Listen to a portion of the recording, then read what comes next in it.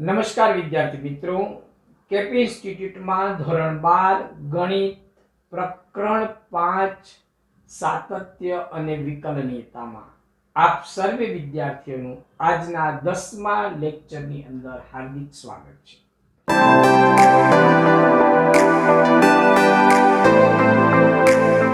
મિત્રો, લાસ્ટ વિડિયોની અંદર આપણે વિકલિતની વ્યાખ્યા આપી હતી. કેટલાક વિકલિતના સંકેતોની ચર્ચા કરી અને વિકલિતના કાર્ય નિયમોની પણ ચર્ચા કરી. મિત્રો, આજે આપણે વિકલિત અને સાતત્ય એ બંને વચ્ચેનો એક મહત્વનો સિદ્ધાંત, જેને આપણે પ્રમેય દ્વારા ઓળખીએ છીએ, એ આપણે સમજવાનું છે. તો હું અહીંયા પ્રમેયનું ટાઇટલ આપીશ. પહેલો પ્રમેય આપણે લઈએ, પ્રમેય 1. જો વિધેય f નો x = c આગળ વિકલિત અસ્તિત્વ ધરાવે તો તે વિધેય f c આગળ સતત પણ થાય. આ પ્રકારે એ પ્રમેય છે. જો વિધેય f નો x = c આગળ નો વિકલિત અસ્તિત્વ ધરાવે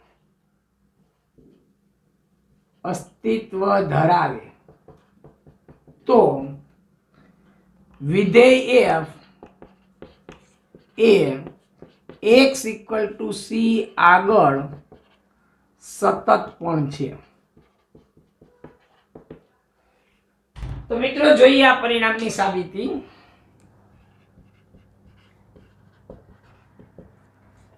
આપણને શું આપ્યું છે?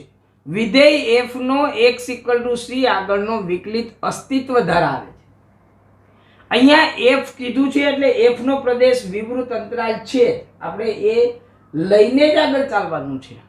તો અહીં f નો x = c આગળનો વિકલિત અસ્તિત્વ ધરાવે છે. તો આનો મતલબ થાય, this implies that f' c equal to limit x tends to c fx minus fc divided by x minus c. જો મિત્રો, ગઈકાલની વ્યાખ્યા કરતા થોડું નોટેશન જુદું છે. અજ્ઞાત મેં જુદા લીધા છે, પણ બંનેનો મતલબ એક જ છે. મેં ગઈકાલે લીધું હતું f'(x), એ સંકેત હું અહીંયા બાજુમાં લખી દઉં. f'(x) = limit t tends to x ft minus ft minus fx divided by t minus x. Okay મિત્રો, તો આ જે લખ્યો છે સંકેત, એ અને આ બંને અલગ નથી. અહીંયા આગળ વ્યાખ્યામાં લખ્યું હતું x નિશ્ચિત છે અને t ચલ છે. ચલની કિંમત x ની નજીક લઈએ છીએ ત્યારે આ લક્ષનું અસ્તિત્વ છે. એટલે અહીંયા ft માં t ચલ x નિશ્ચિત, t ચલ x નિશ્ચિત અને x નિશ્ચિત આગળનું આપણને વિકલિત જોઈએ છે. તો અહીંયા c આગળનો વિકલિત એટલે c નિશ્ચિત. x → c માં x ચલ છે, c ની આજુબાજુ એક અંતરાલ છે. ધારો કે જો હું અહીંયા c લઉં તો c + h જેટલું આ બાજુ, h જેટલું આ બાજુ, c માઈનસ, અને આની અંદરનો જે ચલ છે એ x છે. અને x ડાબી બાજુ, x એ ડાબી બાજુ રહી અને વધતા c તરફની કિંમતો ધારણ કરતો જાય, અથવા તો જમણી બાજુ રહી આ બાજુ અને x ની કિંમત ઘટતા c ની નજીકની કિંમત ધારણ કરતો જાય. તો x ટેન્ડ્સ ટુ c આપણે કહીએ. તો અહીંયા આગળ c અચળ છે, x ચલ છે, fx minus fc છેદમાં x minus c. આ અને આ બંને સંકેત એક જ છે. માત્ર પ્રશ્ન ત્યાં બદલાય છે કે આપણે અહીંયા પ્રમેયની અંદર એવું કીધું છે કે f નો x = c આગળનો વિકલિત અસ્તિત્વ ધરાવે તો મારે c ના નોટેશનની અંદર મારે વ્યાખ્યાનો લખવી જોઈએ. તો એ હેતુથી મેં આને બદલે મેં આ પ્રકારે લખ્યું છે. તો મિત્રો, આ રીતે આપણને જે f' c ની વ્યાખ્યા મળે એને હું નંબર આપું 1. અને હવે હું એક આટલી બાબતો લખું. જો fx માઇનસ fc આના બરાબર શું થાય? તો આના બરાબર હું આ રીતે લખું fx માઇનસ fc છેદમાં x minus c multiply x minus c, જ્યાં x not equal to c. આ ખાસ ધ્યાન રાખવાનું, કારણ કે છેદમાં જ્યારે કિંમત મૂકો તો છેદ શૂન્ય થવો જોઈએ નહીં, એટલે બહુ ખાસ કાળજી રાખવાની. ગઈકાલે આપણે જ્યારે વ્યાખ્યા લીધી એ વ્યાખ્યામાં પણ x નિશ્ચિત હતો, ત્યાં x ની કિંમત t એટલે કે ચલ t ની કિંમત x લઈ શકાય નહીં, t not equal to x. તો અહીંયા પણ એવું છે. હવે હું બંને બાજુ લક્ષ લઈશ આમાં. This implies that limit x tends to c, અને આ બાજુ હું લક્ષ લઉં fx minus fc equal to આ બાજુ લક્ષ લઉં limit x tends to c fx minus fc છેદમાં x minus c multiply x minus c. આ આખું હું લક્ષ લઉં છું. અને અહીંયા એક આ વિધેય અને એક આ વિધેયનો ગુણાકાર છે, તો ગુણાકારનો કાર્ય નિયમ વાપરું તો જ્યારે હું આને લક્ષ આપીશ ત્યારે શું બનશે? તો કે limit x tends to c fx minus fc છેદમાં x minus c multiply limit x tends to c x minus c. તો આ રીતે આપણને મળશે આનું લક્ષ ગુણ્યા આનું લક્ષ, અને આનું લક્ષ લઈશ તો એ પરિણામ એક મુજબ f' થશે, એટલે એને હું લખીશ f' અને ગુણ્યા અહીંયા આ સુરેખ વિધેય છે, x c ની નજીક જાય તો x c ની નજીક જાય એટલે c માઇનસ c એટલે આ 0 થશે, અને આ બંનેનો ગુણાકાર લઈએ તો એ ગુણાકાર 0 થશે, f' ગુણ્યા 0 એટલે 0. તો આ રીતે આપણને આ લક્ષ છે એ 0 મળ્યો.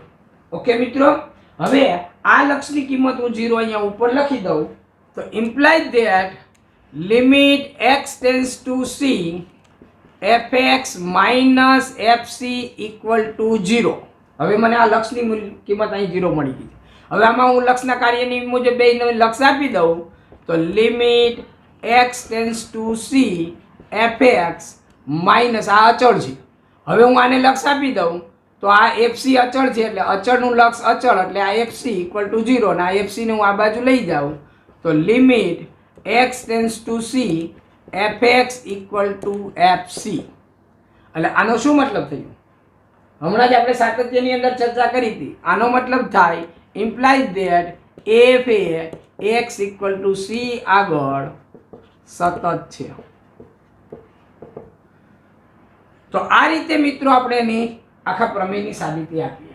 જો કે આ સાબિતી બોર્ડની પરીક્ષા માટે જરૂરી નથી, છતાં પણ મેં સાબિતી એટલા માટે આપી છે કે આ સાબિતી કન્સેપ્ચ્યુઅલ જો આપણે ભણવું હોય, રટ્ટુ પોપટ બૈના વગર જો તમારે ભણવું હોય તો આ સાબિતી સમજવી ખૂબ જ જરૂરી છે.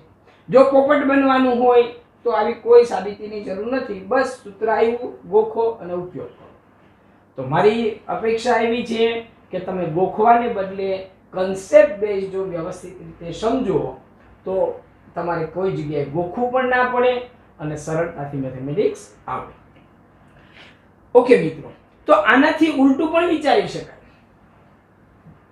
અથવા તો તમે એવું વિચારો કે તમે કોઈ એક એવું વિધેય મેળવી શકો જે સતત હોય પણ અને એ વિકલિત એનો ના મળતો હોય, વિકલનીય ના હોય. હા, વિકલનીય હોય તો એ સતત છે, આપણે સાબિત કર્યું. આપણે લીધું હતું f એ x = c આગળ વિકલનીય છે, એટલે અથવા તો એનો વિકલિત અસ્તિત્વ ધરાવે છે. વિકલિત અસ્તિત્વ ધરાવેનો મતલબ શું થયો? વિકલનીય છે, એ પોઈન્ટ આવે.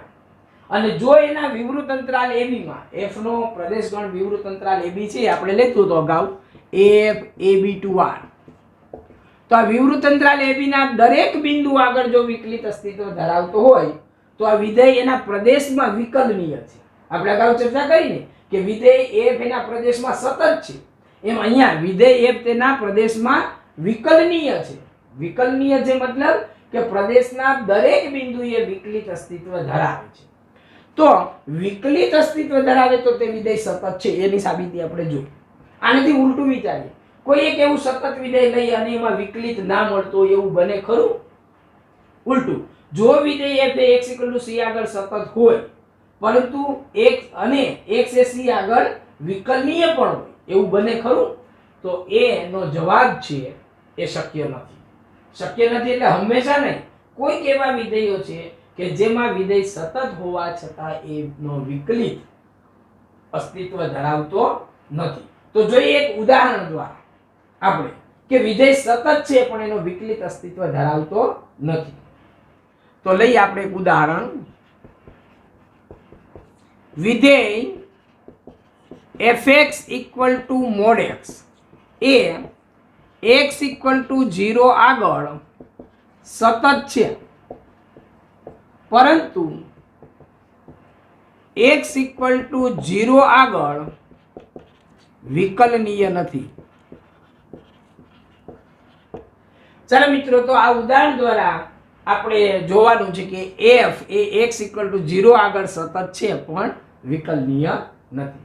તો સૌથી પહેલા તો આપણે આનો આલેખ જોઈએ કે fx = mod x નો આલેખ કઈ રીતે બનશે. તો હું પહેલા એક અક્ષ લઉં છું અને એને લંબ રૂપે હું y અક્ષ લઉં છું. x અક્ષ, y અક્ષ 0. x ની કિંમત હું 1 લઉં ધન, તો fx ની કિંમત 1 નો માનાંક 1 એટલે અહીંયા મને મળશે 1. 2 લઈશ તો અહીંયા મને મળશે 2. એટલે 45 અંશના ખૂણા ઉપર હું આમ ચાલ્યો જઈશ. આ 1 હશે તો 1, 2 હશે તો અહીંયા 2 ઉપર આવશે, 3 હશે તો 3, 4 હશે તો 4, એ રીતે. અને x ની કિંમત જો હું નેગેટિવ લઈશ આ બાજુથી -1, તો પણ એની કિંમત મને ધન જ મળશે. એટલે આ બાજુ 45 ના ખૂણે આલેખ આ રીતનો આમ જશે. ઓકે, આ fx = mod x નો આલેખ થયો. fx = mod x.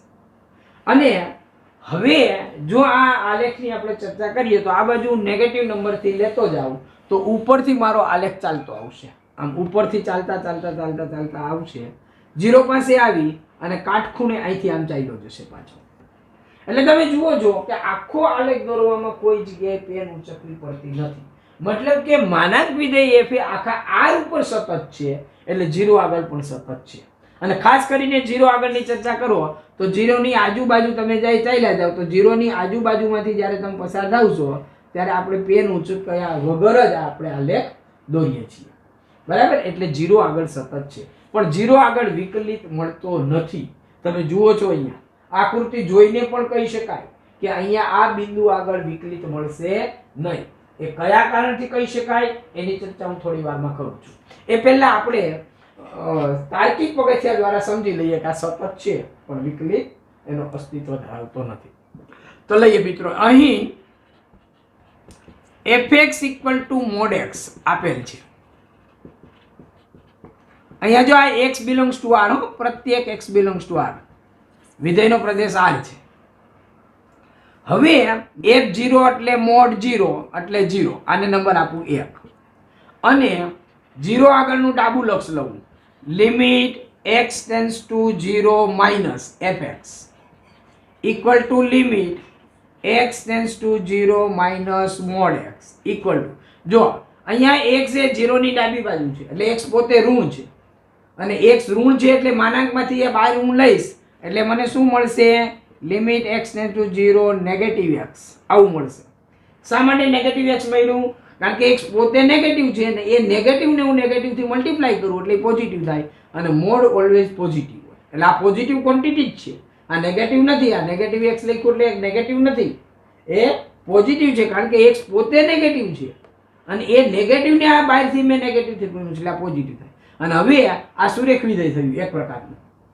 બરાબર? તમે સુરેખ વિધેય આ રીતે લખો, fx = ax + b, એમાં b = 0 લઈ લો અને a = -1 લઈ લો એટલે આ વિધેય થાય. અને સુરેખ વિધેય સતત છે તો x 0 ની નજીક જાય તો -x છે એ 0 ની નજીક જાય એટલે આપણને આ બીજું પરિણામ મળ્યું.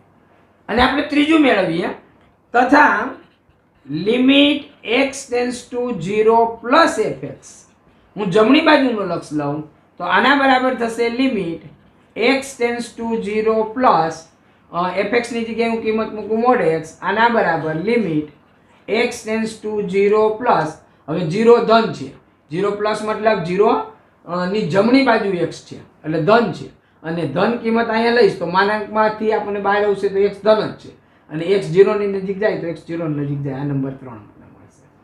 તો તમે જુઓ 1, 2 અને 3 પરથી વિધેયનું મૂલ્ય 0 આગળ 0 છે, ડાબું લક્ષ 0 છે, જમણું લક્ષ 0 છે એટલે આમ limit x tends to 0 - fx equal to limit x tends to 0 plus fx equal to f0. આ બધું સરખું છે, ડાબું લક્ષ અને જમણું લક્ષ સરખું છે એટલે લક્ષનું અસ્તિત્વ છે અને એ અસ્તિત્વ f0 જેટલું છે, એટલે કે 0 આગળના વિધેયના મૂલ્ય જેટલું છે. તેથી fx equal to mode x A fx equal to mode x A x equal to 0 આગળ સતત છે.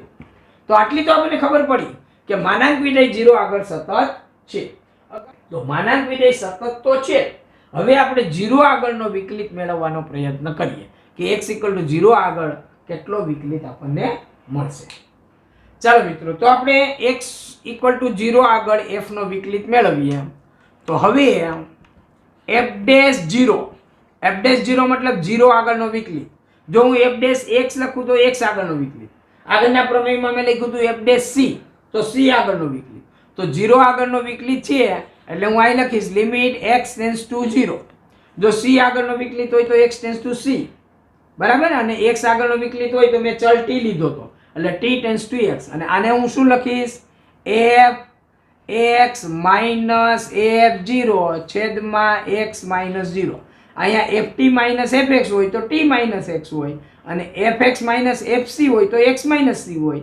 c ની જગ્યાએ 0 છે. તો આ રીતે આપણે વ્યાખ્યા મૂકતા શીખી જવાનું, કારણ કે આ વ્યાખ્યા આપણે વારંવાર ઉપયોગમાં લઈશું. અને હવે આની અંદર હું કિંમત મૂકી દઉં, ડાબી બાજુ અને જમણી બાજુનું લક્ષ હું મેળવીશ.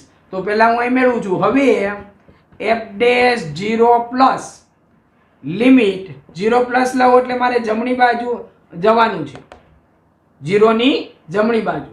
એટલે 0 ની જમણી બાજુ જાવ એટલે x ની કિંમત 0 કરતાં મોટી છે, અને 0 કરતાં મોટી છે એ વખતે મારે fx નું મૂલ્ય શોધવાનું. એટલે આ થશે મોડ x માઇનસ f0 થશે મોડ 0 છેદમાં x માઇનસ 0 એટલે x જ લખાય. એટલે આના બરાબર limit x tends to 0 plus 0 નો માનાંક 0 એટલે મોડ x છેદમાં x. અને હવે જો અહીંયા આગળ x ધન છે, તો ધન વેલ્યુ ઉપર હોય તો માનાંકમાંથી એ બહાર નીકળશે તો આપણને ધન જ મળશે. એટલે limit x tends to 0 plus x છેદમાં x, અને આ બંને x કેન્સલ કરી દઉં તો અચળ થઈ જશે. Limit x tends to 0 plus 1 થશે, અને આ 1 અચળ છે, અચળનું લક્ષ અચળ એટલે આ 1 આવશે. તો જમણી બાજુનો વિકલિત આપણને કેટલો મળ્યો? 1 મળ્યો. અને હવે હું ડાબી બાજુનો વિકલિત જો, ડાબી બાજુનો આ જમણી બાજુ છે, x ની કિંમત આ બાજુથી 0 ની નજીક આવતી હોય છે, ત્યારે અહીંયા આગળ a નો વિકલિત આપણને 1 મળે છે. વિકલિત એટલે ઢાળ કહેવાય. આગળ આપણે વિકલિતના ઉપયોગોમાં જોઈશું.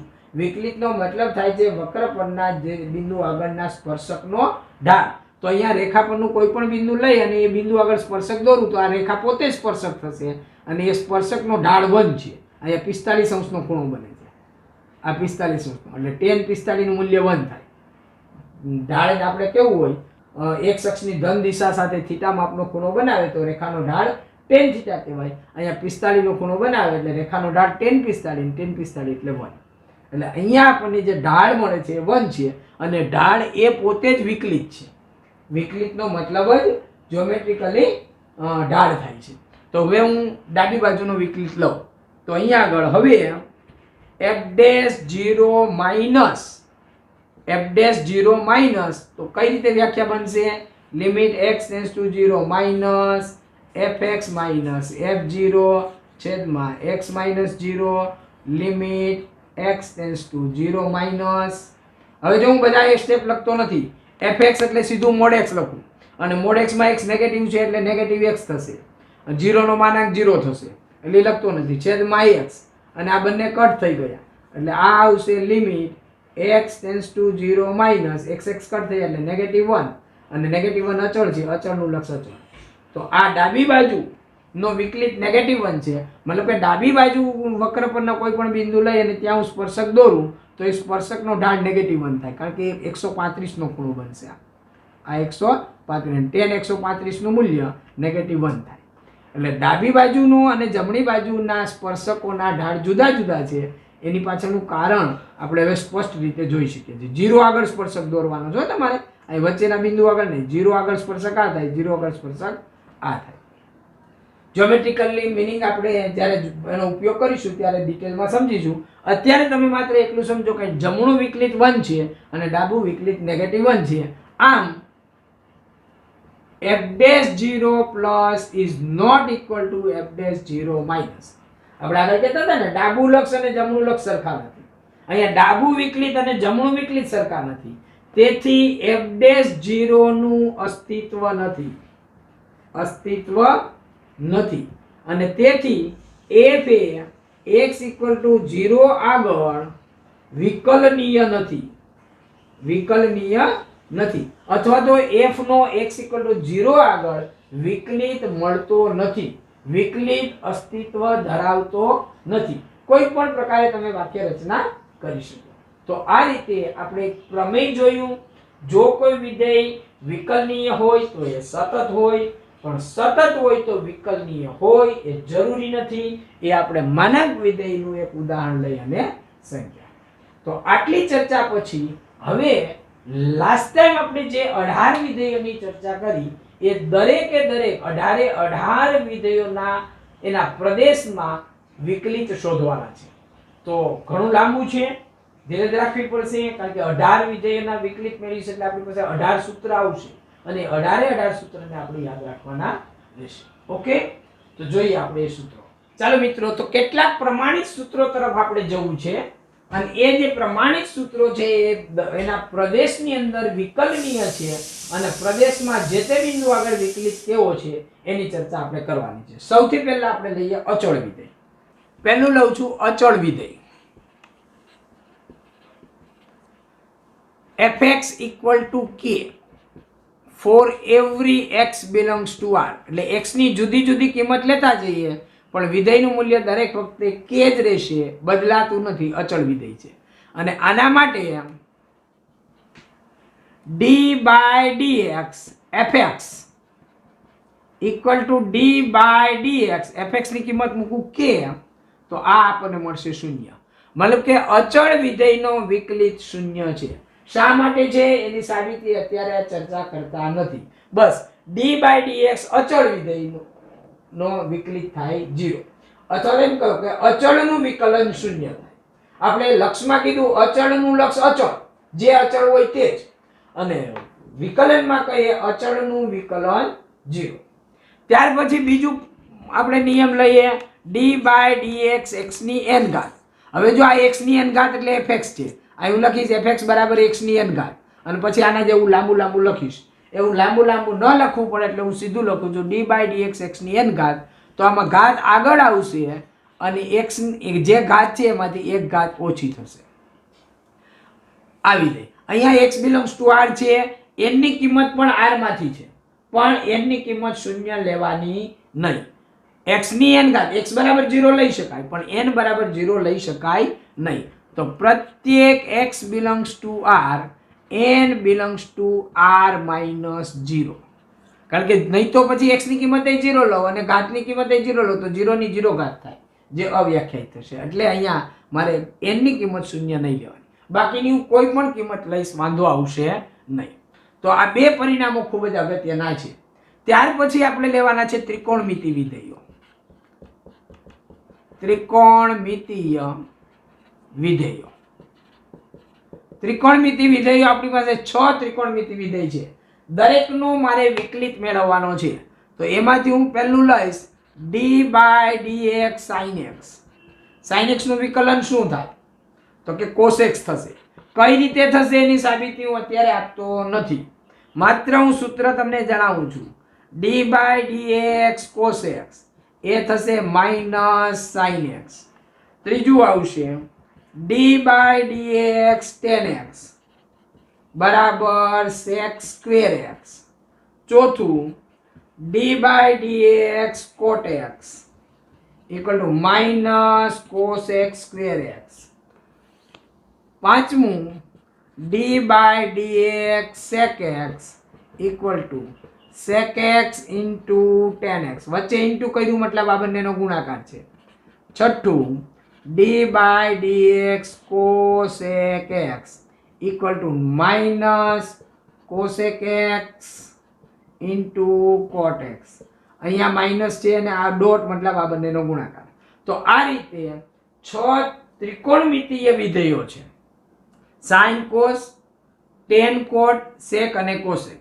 sin નું cos, cos નું minus sin, tan નું sec square, cot નું minus cosec square, sec નું sec x into tan x, cosec x નું minus cosec x into cot x. મિત્રો આ સૂત્ર યાદ રાખવા માટે યાદ રાખવાના જ છે. સાબિતી તો આપણે આપીશું પણ સૂત્ર પણ યાદ રાખવાના છે. જેવી રીતે તમને ઘડિયા યાદ છે, માનો કે તમારે 5 એકાનો ઘડિયો લાવ્યો, 5 એકા 5, 5 દુ 10, 5 તેરી 15, 5 24, એ જ રીતે આ તમારે સૂત્ર યાદ રાખવાના છે. પણ યાદ રાખવા માટે થોડી હિન્ટ લઈએ તો જે ત્રિકોણમિતિ વિધેય c થી શરૂ થાય છે તેમાં માઈનસ ચિહ્ન આવશે. cos c થી શરૂ થયું એટલે માઈનસ ચિહ્ન, cot c થી શરૂ થયું એટલે માઈનસ ચિહ્ન, અને cosec c થી શરૂ થયું એટલે માઈનસ ચિહ્ન.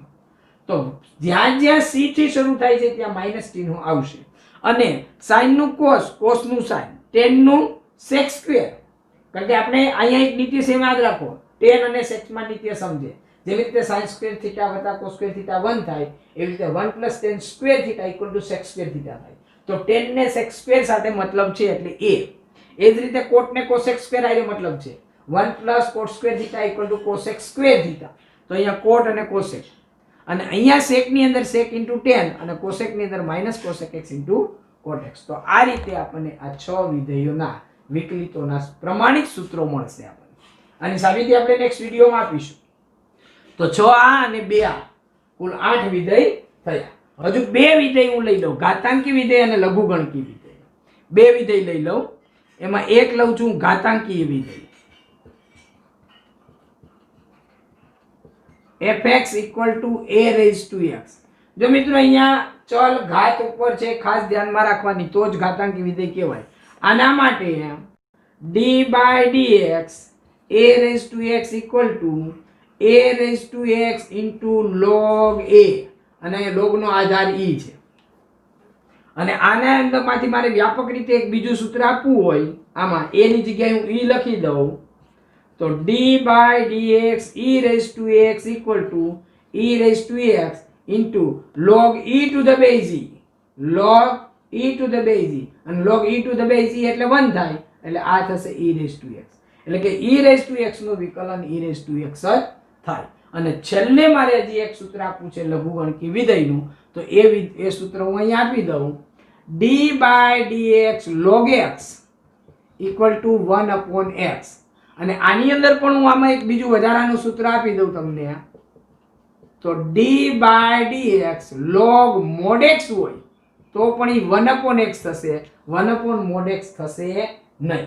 તો 2 સૂત્ર આ અને 2 સૂત્ર આ, એટલે 2 ને 2 4, 4 ને 6 10, 10 ને 2 12.